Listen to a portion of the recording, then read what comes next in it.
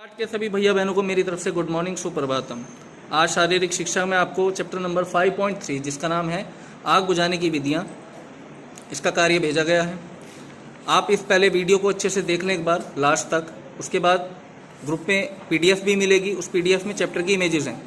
आपके पास घर में बुक है तो आप घर में उस बुक में से इस चैप्टर को अच्छे से पढ़ लें, नहीं है तो एक बार उस PDF को डाउनलोड करके आप चैप्टर को पहले अच्छे से पढ़ लें। रिटर्न वर्क आपको धीरे धीरे मैं भेजता रहूँगा। तो बात करते हैं चैप्टर की। आग लगने के लिए 3 वस्तुएं आवश्यक है। नंबर 1 जलने वाला पदार्थ या ईंधन, नंबर 2 ऑक्सीजन या हवा, और नंबर 3 ताप यानी हीट, जिससे पदार्थ जलने लगते हैं। यदि इनमें से एक भी वस्तु हटा दी जाए तो आग बुझ जाएगी।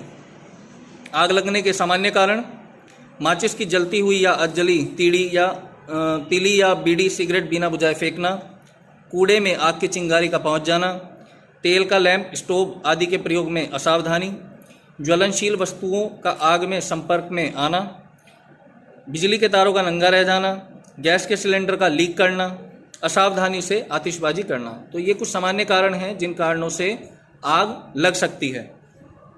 अगर कहीं आग लग जाए तो उस समय हमें क्या क्या करना चाहिए, इसमें पॉइंट दिया है। अग्निकांड के समय करणीय कार्य: नंबर 1 फायर ब्रिगेड को सूचना देना।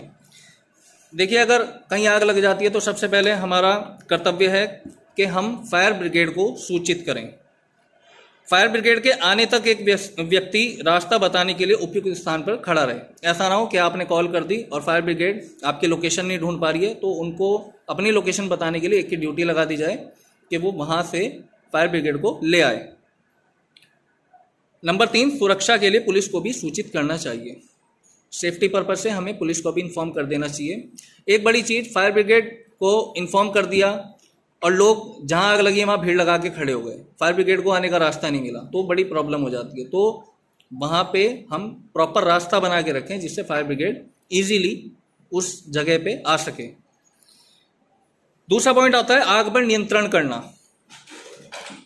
जैसे ही हमें पता चलता है कहीं आग लगी तो आग पर नियंत्रण हमारा सबसे पहले फायर ब्रिगेड को सूचित किया, उसके बाद हमें आग पर नियंत्रण करने की कोशिश करनी चाहिए। वो कैसे कर सकते हैं? सबसे पहले सामान को दूर हटाएं, क्योंकि आग सामान में आग बढ़ती जाती है, तो पहले सामान को दूर कर दें आग से। लाठी या पेड़ की हरी टहनियों से आग को पीटें। बालू या मिट्टी आग के ऊपर फेंकें। पानी से आग बुझाएं। बिजली से आग लगने पर मेन स्विच बंद कर दें। अगर कभी बिजली के शॉर्ट सर्किट से आग लगी है तो सबसे पहले मेन स्विच बंद कर देना चाहिए। जंगल में आग लगने पर जिधर आग बढ़ रही है उधर के ईंधन को हटा दें। और सबसे जरूरी चीज़, अगर आग किसी पेट्रोल, डीजल या किसी ऐसी लिक्विड चीज़ से लगी है, मिट्टी का तेल, तो वो उस आग को बुझाने के लिए कभी भी पानी नहीं डालना चाहिए, आग और बढ़ जाती है। तो उस आग को बुझाने के लिए हमें रेत या मिट्टी का उपयोग करना चाहिए। तीसरा, हमें क्या काम करना चाहिए अग्निकांड के समय? तीसरा जो पॉइंट आता है जीवन रक्षा करना। आग में फंसे हुए लोगों अथवा जानवरों को बचाने का पूरा प्रयत्न करना चाहिए। बचाव कार्य करते समय हमें क्या क्या सावधानी रखनी चाहिए? जलते हुए स्थान में प्रवेश करने से पहले अपनी नाक और मुंह को गीले कपड़े से ढक लें। शरीर पर कंबल लपेट लें।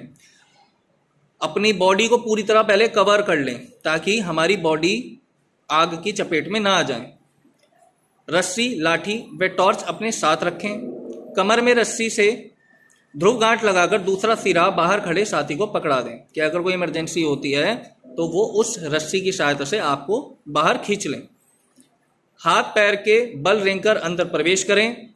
कपड़ों में आग लगने पर भागे नहीं बल्कि जमीन पर लुढ़क कर आग बुझाएं, क्योंकि जितनी हवा मिलेगी आग को उतनी भड़कती है। तो कभी हमारे अगर कपड़ों में आग लग जाए तो भागना नहीं चाहिए, जमीन पर लेटकर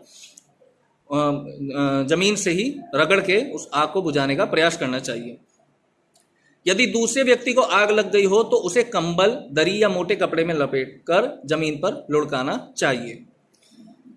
ये 3 पॉइंट हो गए। अग्निकांड के समय में क्या करना चाहिए? लास्ट जो पॉइंट दिया है वो दिया है सामान की सुरक्षा करना।